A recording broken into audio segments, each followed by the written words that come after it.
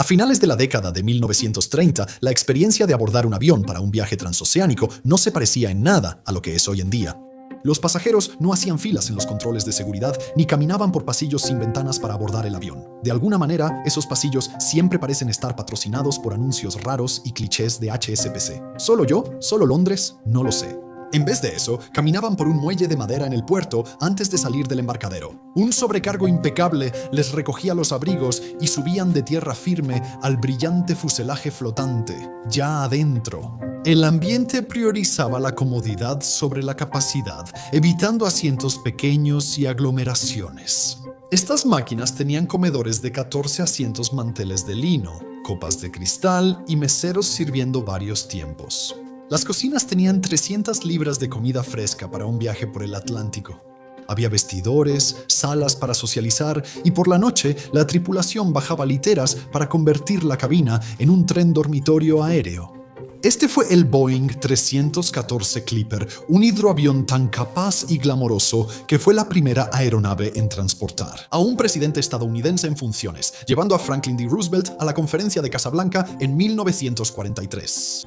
Fue un breve periodo en la historia cuando volar era quizá más cómodo que hoy.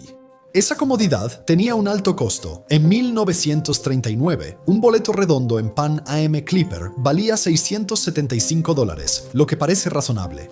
Para ponerlo en perspectiva, esa cantidad era similar al precio de una casa independiente modesta en Estados Unidos. Estas máquinas eran la cima de la aviación, hoteles flotantes que unían continentes. Cuando la mayoría de las pistas eran campos de pasto, parecían la solución definitiva para los viajes globales, ya que podían aterrizar en cualquier lugar. Había agua, y bueno, hay mucha agua, ¿no? Entonces, ¿qué les pasó ahora? Esta es una pregunta difícil de responder a simple vista.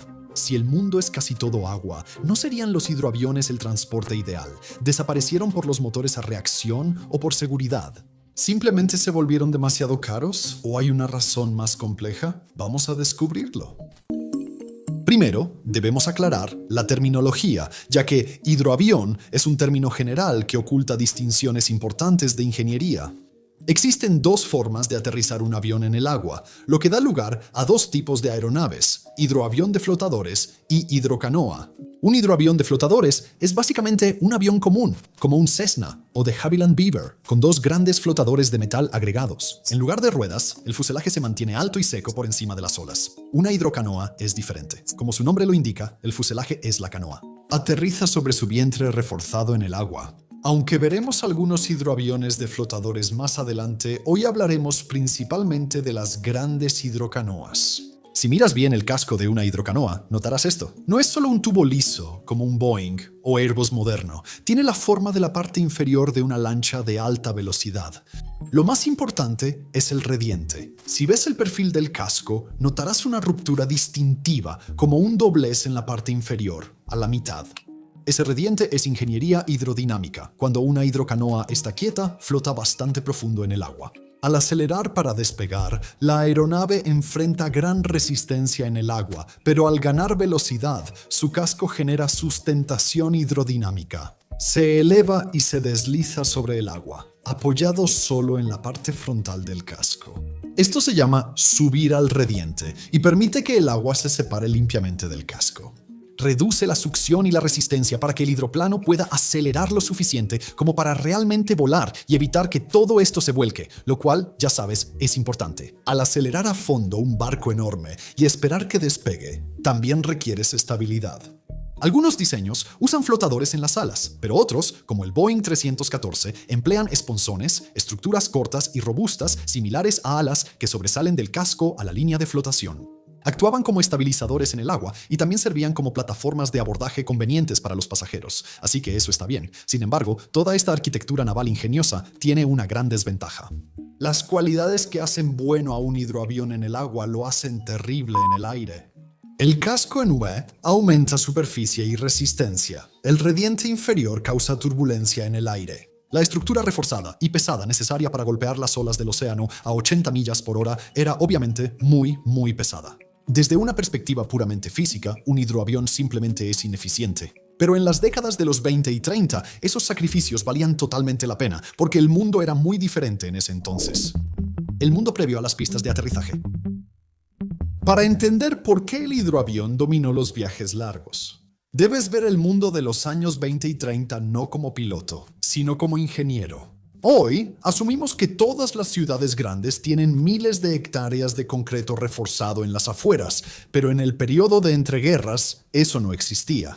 La aviación todavía operaba desde campos de pasto, y eso estaba bien para un biplano ligero que transportaba el correo. Para un avión de pasajeros pesado y de largo alcance, con 20 personas y toneladas de combustible para cruzar un océano, se requería una pista muy larga y resistente. Construir la infraestructura es costoso y complicado. Debes comprar el terreno, nivelar, drenar pantanos y verter millones de toneladas de concreto. La naturaleza ya había creado todas las pistas necesarias: océanos, lagos y ríos. El océano es plano y está en todos lados. Supongo que me disculpo con los países sin litoral, pues tienen lagos. Para las potencias de la época, la lógica era clara. Para los británicos, el hidroavión unía al imperio. Mover correo, diplomáticos y administradores coloniales entre Londres, India, África y Australia en barco de vapor tomaba semanas. Por aire, se necesitaban derechos e infraestructura en muchos países, pero con hidroavión, la infraestructura ya existía. La mayoría de las ciudades importantes del imperio, de Alejandría a Singapur y Sydney, eran portuarias, con puertos, aduanas y tripulaciones. Esto impulsó el desarrollo de hidroaviones Short Empire, encargados por Imperial Airways y Qantas. Fueron creados como columna vertebral del Imperio Británico. Llevaban 24 pasajeros de día, o 16, en camas más 1,5 toneladas de correo, viajando de puerto en puerto sin usar asfalto. Los estadounidenses, liderados por el ambicioso Juan Trippe de Pan Am, vieron la misma lógica, pero la aplicaron para conquistar los océanos. Buscaban superar a los barcos de vapor y controlar rutas comerciales del Pacífico y Atlántico.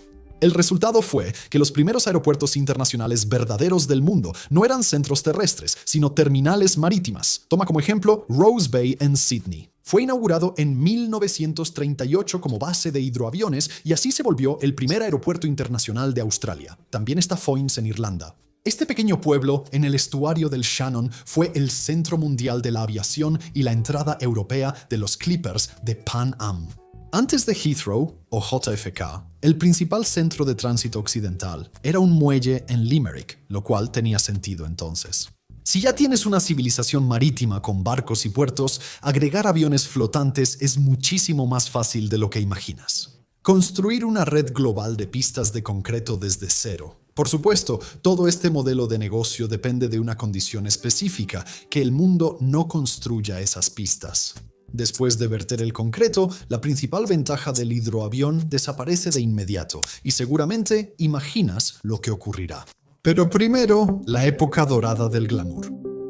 Si quieres entender el punto máximo de la era de los hidroaviones, tienes que mirar una máquina en específico, el Boeing 314 Clipper. En 1935 Pan Am ya operaba el Martin M130, conocido como el China Clipper, en el Pacífico. Sin embargo, para Juan Trippe, jefe de Pan Am, no era suficiente. Quería algo más grande. Buscaba duplicar la carga útil y tener alcance para conquistar el Atlántico y el Pacífico. Con un nivel de comodidad que haría que un lujoso transatlántico pareciera un poco estrecho, Boeing respondió al llamado para obtener la potencia de elevación necesaria para este gigante. No empezaron desde cero. Usaron el ala enorme del bombardero experimental XB-15, tan gruesa que permitía inspeccionar los motores arrastrándose dentro durante el vuelo.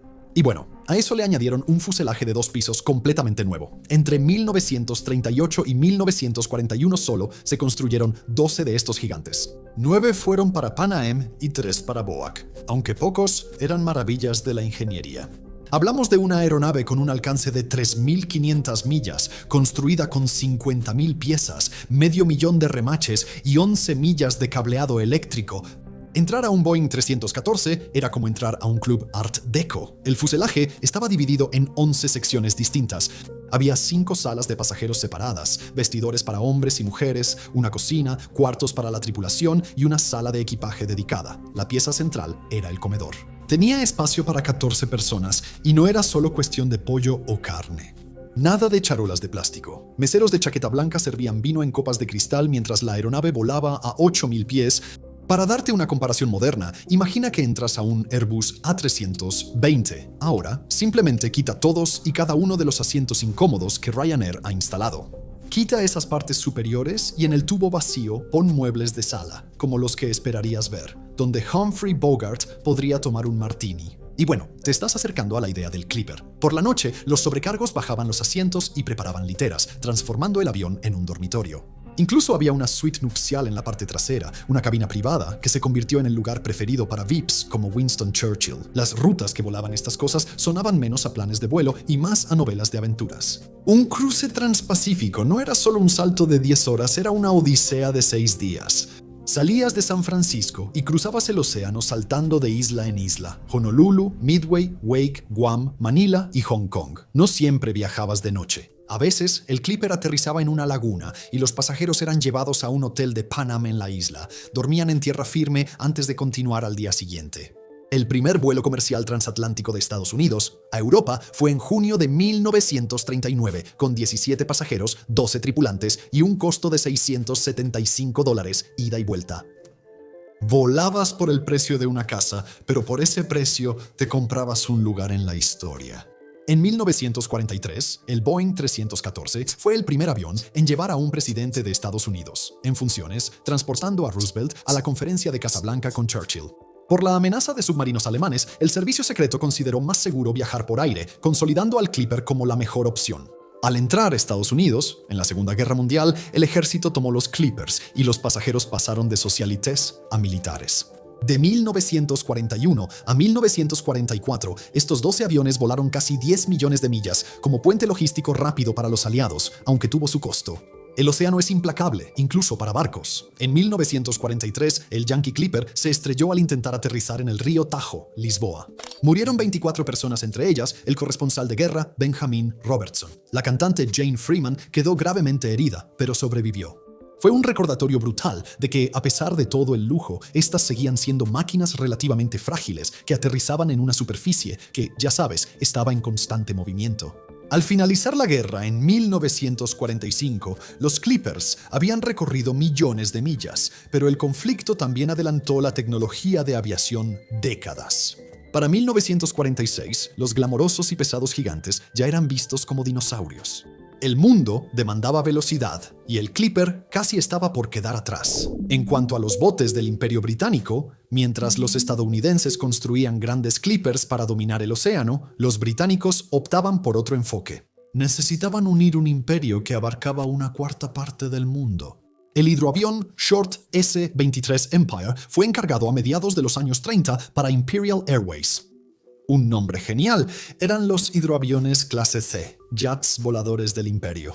Eran más pequeños que el Boeing 314, pero compensaban su tamaño con gran eficiencia civilizada. Transportaban 24 pasajeros de día o 16 en literas para dormir, más 1,5 toneladas de correo. Las descripciones del interior eran casi cómicas por su opulencia. Los materiales de mercadotecnia presumían, cito, los salones más lujosos jamás preparados en una aeronave, y usaban la palabra salones. Ni siquiera eran cabinas. Había una cabina para fumar, una cubierta de paseo y una despensa para que el mayordomo mantuviera el té caliente. La red cambió los viajes globales, especialmente en Australia. Si visitas Sydney, seguramente llegarás al aeropuerto Kingsford Smith, junto a la bahía de Botany. En 1938, el primer aeropuerto internacional real de Australia fue el agua de Rose Bay en el puerto de Sydney. El 5 de julio de 1938, la edad de oro de la aviación australiana comenzó oficialmente. Este fue el inicio de la famosa ruta del canguro, otro nombre genial. El viaje de Sydney a Londres tomaba 9 días. Esto nos suena extenuante, pero hay que recordar que la alternativa era un viaje en barco de vapor que duraba 6 semanas. Qantas volaba de Sydney a Singapur en 3 días, y luego Imperial Airways seguía hasta Londres. Aclaremos quiénes usaban esas 16 literas. No era transporte masivo. La lista de pasajeros era básicamente un pase de lista de administradores coloniales, políticos de alto rango, magnates corporativos y simplemente gente rica de toda la vida. Las tarifas eran altísimas. No volabas en estas rutas para ahorrar dinero, sino tiempo, y pagabas un dineral por ello. Si las aerolíneas de bajo costo son autobuses voladores, los barcos del imperio eran coches Pullman voladores con mayordomo, símbolo del poder británico antes de la guerra, lentos, cómodos y exclusivos para la élite. Foynes, un pueblo en el centro del mundo, es quizá el mejor símbolo de esta extraña y breve época en el estuario del Shannon, en Irlanda. Entre 1937 y 1945, este puerto tranquilo fue el centro mundial de la aviación. Como los hidroaviones no podían volar directo de Nueva York a Londres con carga rentable, Foynes servía de escala. Fue la terminal europea de los gigantes transatlánticos. En julio de 1939, el Yankee Clipper de Pan Am amerizó ahí. Realizó el primer vuelo comercial de pasajeros de Estados Unidos a Europa con 17 pasajeros y 12 tripulantes. Pagaron $337 por un boleto de ida para llegar a un pueblo antes famoso por importar carbón, pero durante esos años, Foynes fue un cruce cosmopolita. Había estrellas de cine, diplomáticos, refugiados y espías en el mismo pequeño edificio de la terminal. Además, un dato curioso o quizás solo una leyenda divertida. Una noche de invierno, un vuelo regresó por mal clima y los pasajeros tenían frío, cansados y mojados. El chef del restaurante de la terminal, Joe Sheridan, decidió que necesitaban algo más fuerte que té, así que preparó café, le agregó un poco de azúcar y whisky y le puso un poco de crema encima. Un pasajero estadounidense preguntó qué era y Sheridan respondió: «Eso es café irlandés. Quizá ahora solo sea una leyenda». Por un instante, esto pareció el futuro de los viajes, naves elegantes llegando a puertos y sirviendo whisky a los pasajeros. Esta época dorada solo duró poco más de una década. La misma guerra que trajo a los Bips a Foynes estaba a punto de industrializar la aviación de una manera que borraría al hidroavión del mapa. La guerra los hizo indispensables, pero también causó su destrucción, caballo de batalla en peligro. Cuando estalló la guerra, en 1939, el mundo Silver Service de los hidroaviones Empire cambió. Las Fuerzas Armadas británicas tomaron el diseño básico del Short Empire civil, profundizaron el casco, agregaron bodegas de bombas y lo erizaron de ametralladoras, creando el Short Sunderland. Si el Empire era un hotel volador, el Sunderland era una fortaleza aérea y flotante. Entrando en servicio en 1938, se construyeron más de 700 de estas máquinas, sirviendo con la RAF y las Fuerzas Aéreas Aliadas. No solo durante la Segunda Guerra Mundial, sino hasta finales de los años 50, estaban especialmente adaptados a la dura realidad de las patrullas marítimas, porque estas misiones a menudo implicaban patrullar el Atlántico durante 10 a 13 horas seguidas. El Sunderland ofrecía una habitabilidad inigualable frente a un Lancaster o un B-17.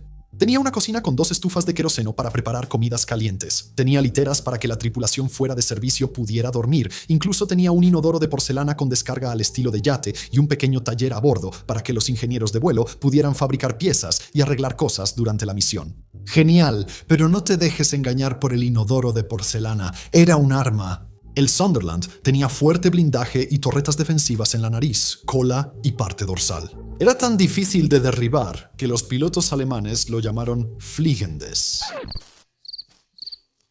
Alemán.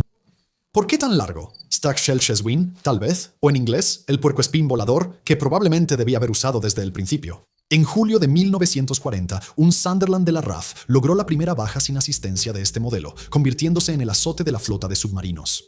Durante toda la guerra, realizaron interminables y extenuantes misiones sobre el oscuro abismo del Atlántico Medio, buscando la estela reveladora de un periscopio. Rescataron a tripulaciones de barcos mercantes torpedeados en el Mar del Norte, aterrizando en oleajes que habrían destruido aeronaves menos resistentes. En la batalla del Atlántico, estos hidroaviones eran clave y resistían daños que otras aeronaves no soportarían.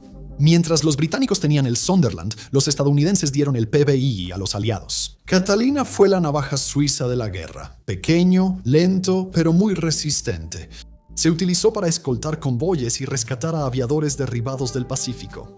El papel más legendario del Catalina no fue en batalla, sino como salvavidas secreto llamado Servicio Doble Amanecer. En 1943, el avance japonés en el sudeste asiático cortó el enlace aéreo entre Gran Bretaña y Australia. La ruta del canguro quedó inhabilitada. Qantas restableció comunicaciones usando Catalinas en una ruta secreta entre Ceilán, actual Sri Lanka, y Australia Occidental. Este fue el vuelo comercial sin escalas más largo de la historia, cubriendo más de 3.500 millas sobre el Océano Índico. Los Catalinas llevaban tanto combustible que tuvieron que quitar todo lo demás. No había asientos de lujo ni aislamiento acústico y apenas cabían el correo diplomático y 3 pasajeros apretados. Los vuelos solían durar entre 30 y 33 horas seguidas, Son 33 horas en un tubo metálico ruidoso, sin presurizar, que vibra y no sube de 5.000 pies. Debían guardar silencio de radio para evitar cazas japoneses y no tenían ayuda de navegación. Las tripulaciones navegaban por las estrellas de noche y por estima de día, saltando entre turbulencias en un océano oscuro y la guerra a ambos lados. El servicio se llamó así porque en el vuelo, pasajeros y tripulación veían 2 amaneceres antes de aterrizar. A quienes sobrevivían a la prueba se les otorgaba un certificado de membresía a la Orden Secreta del Doble Amanecer. Es una de las mayores hazañas de resistencia en la aviación y muestra lo que se puede lograr con un hidroavión cuando no hay otra opción.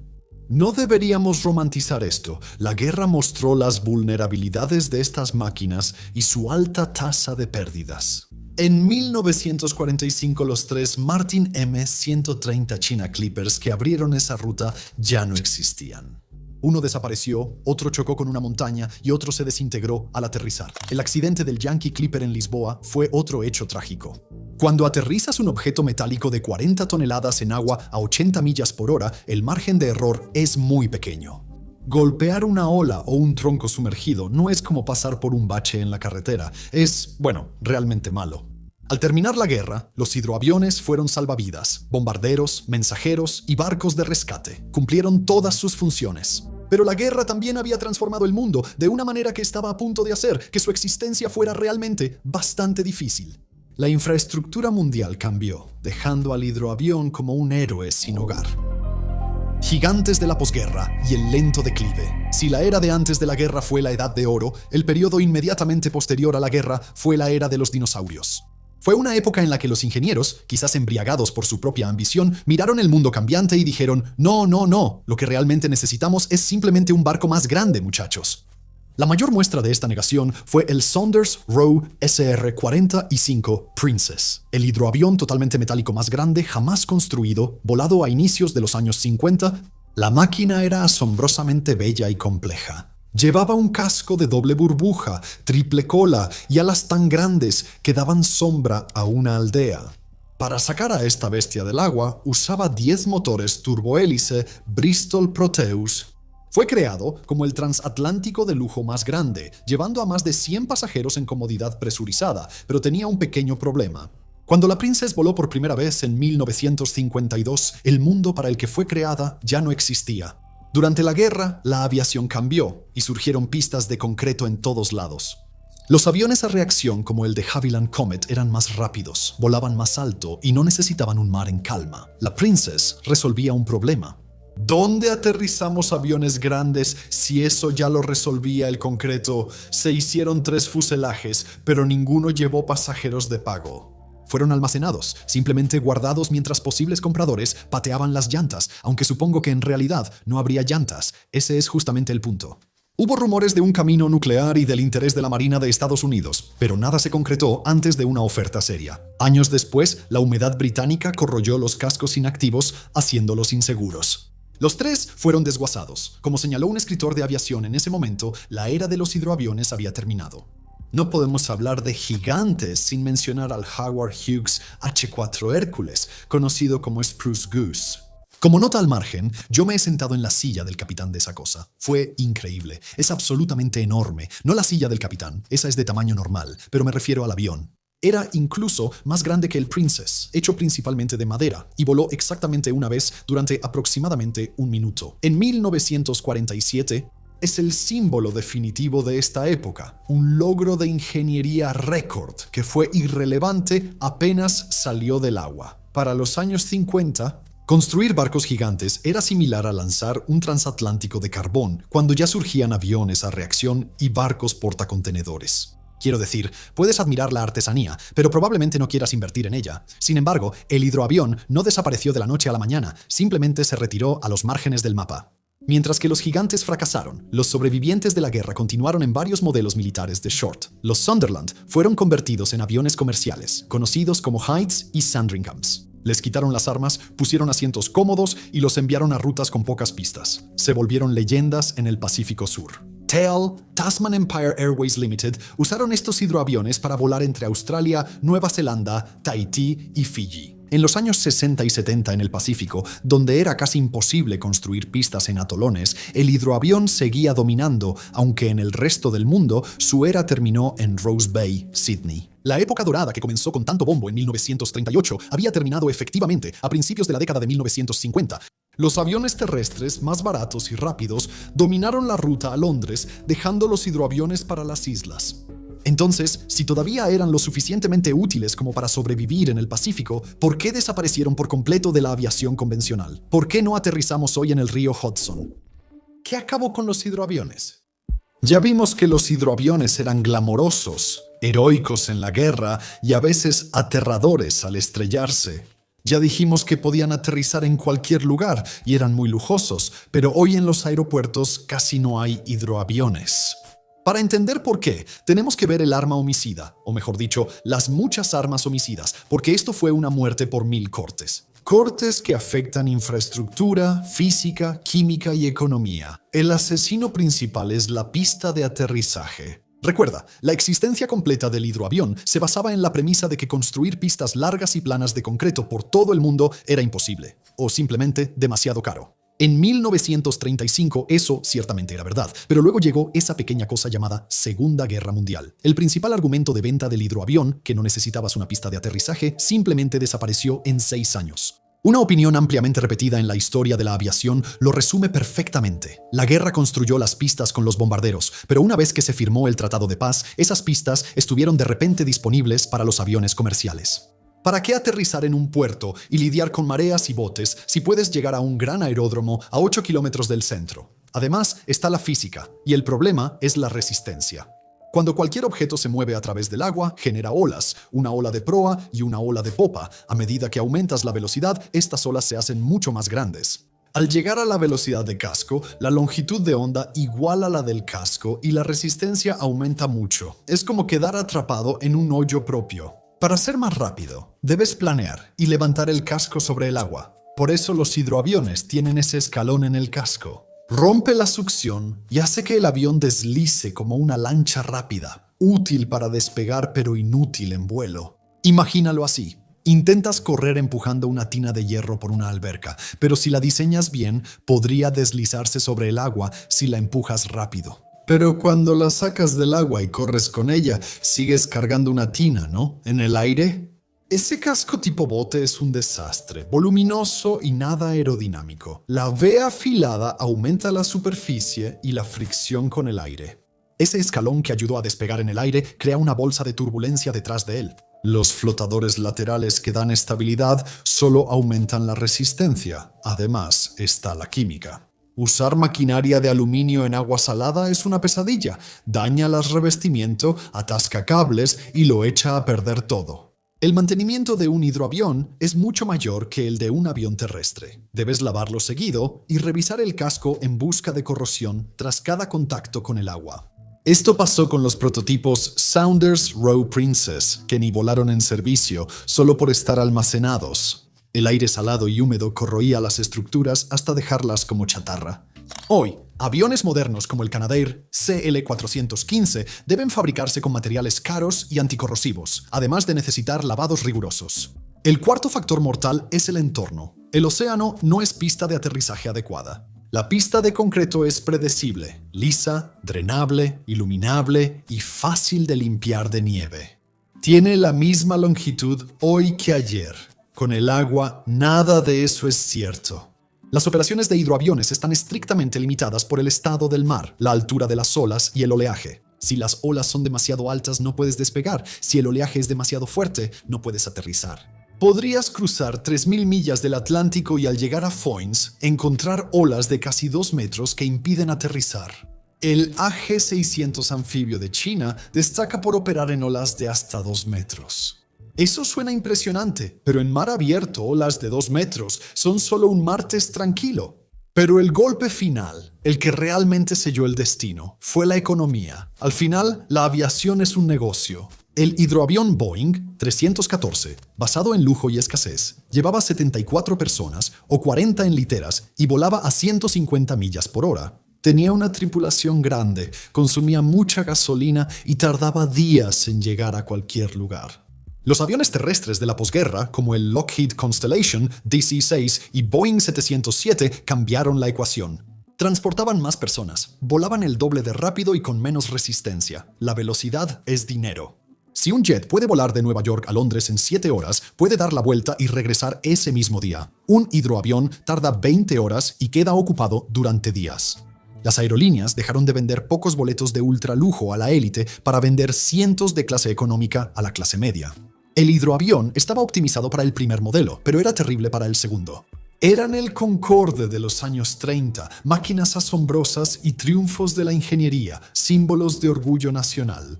Al final, no sobrevivieron en una industria obsesionada con el costo por asiento milla, además de factores como moda y política en los años 50. Moderno era un jet elegante en un aeropuerto reluciente con terminal de vidrio. Un barco torpe en un muelle mojado olía a pasado y corrosión. Los terrenos frente al agua en grandes ciudades se valoraron mucho para bienes raíces, no para terminales de hidroaviones. Los vecinos no querían 4 motores radiales rugiendo al nivel del mar, querían los aviones en el aeropuerto, lejos del centro. El hidroavión perdió su principal ventaja, la ausencia de pistas, pero mantuvo sus desventajas: resistencia, peso, corrosión y dependencia del clima. Entró en una época donde la velocidad y eficiencia eran clave y solo tenía lujo y nostalgia. Los sobrevivientes, hidroaviones y anfibios actuales. El hidroavión no murió, solo cambió de oficio. Dejó el smoking, se puso chaleco de obrero y comenzó a trabajar. En los únicos lugares donde aún no hay pistas, bosques incendiados y océanos en disputa. Para ver un hidroavión en acción hoy, no vas a una terminal de lujo en Nueva York, sino a un incendio forestal en el Mediterráneo o Norteamérica. Este es el territorio del Super Scooper, el Canadair CL-415, un avión de los 90 diseñado para combatir incendios y es una auténtica bestia. No aterriza para llenar sus tanques, solo toca y despega del agua. El piloto vuela la aeronave hacia un lago o el océano a unos 70 nudos, rozando las olas. Las sondas internas recogen más de 6.000 litros de agua, unos 1.600 galones, en solo 12 segundos. Acelera los motores, sube y lanza la carga sobre el incendio. Se fabricaron unas 95 aeronaves usadas en Francia, Italia, Grecia y otros lugares. Son tan efectivos que de Havilland, Canadá, actualmente está desarrollando un sucesor modernizado, el DHC-515 Bombero. Tiene aviónica y sistemas actualizados, y la nueva máquina está diseñada para hacer de 70 a 80 descargas de agua en una sola misión de 4 horas. El plan es volar en 2027 y entregar en 2028, mostrando que, cuando el mundo está en llamas, la mejor pista es en el lago más cercano. Y si quieren un video sobre esos aviones, porque la verdad yo sí quiero, probablemente lo haremos de todos modos, háganmelo saber en los comentarios abajo. Si los canadienses hacen caballos de batalla, los chinos harán monstruos en 2025. La Corporación de la Industria de Aviación de China, o AVIC, recibió el certificado de tipo para el AG600 Kunlong. Esta cosa es enorme. Con un peso de despegue de más de 53 toneladas y una envergadura de casi 39 metros, es aproximadamente del tamaño de un Boeing 737 o un Airbus A320. China lo presenta como el avión anfibio operativo más grande del mundo. Caray, un 737, eso es un avión enorme aterrizando en un lago. Aunque puede funcionar como bombardero de agua capaz de recoger 12 toneladas de agua, su valor principal es estratégico. Está diseñado para búsqueda y rescate marítimo y, lo más importante, para patrullar las vastas y disputadas aguas del mar de China Meridional. Opera en mares con olas de 2 metros, permitiendo abastecer islas remotas o rescatar marineros fuera del alcance de un helicóptero.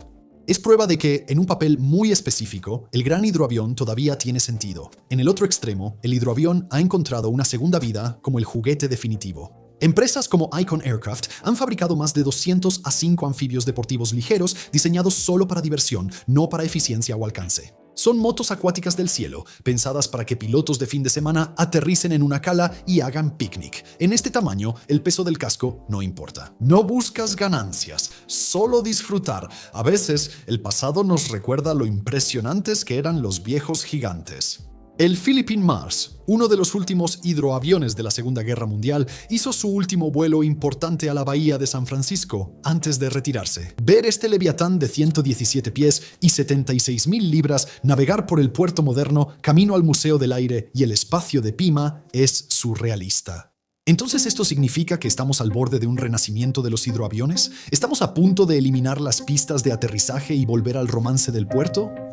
Bueno, probablemente adivines que la respuesta es no, no exactamente, pero la idea está regresando, solo que de una forma muy extraña y muy moderna. Aquí surge el concepto del planeador marino, impulsado por compañías como Regent. Estos no son hidroaviones clásicos, son vehículos eléctricos que usan el efecto suelo y solo operan sobre el agua en 3 modos. A baja velocidad flotan como un barco. Al acelerar, se elevan sobre hidroalas y a alta velocidad se levantan por completo. Vuelan a pocos metros sobre un colchón de aire. Su propuesta combina la velocidad de una aeronave y la comodidad de un barco. No necesitas una pista de aterrizaje, solo necesitas un muelle. Es como tomar el concepto original de hidroavión y decir, está bien, de acuerdo.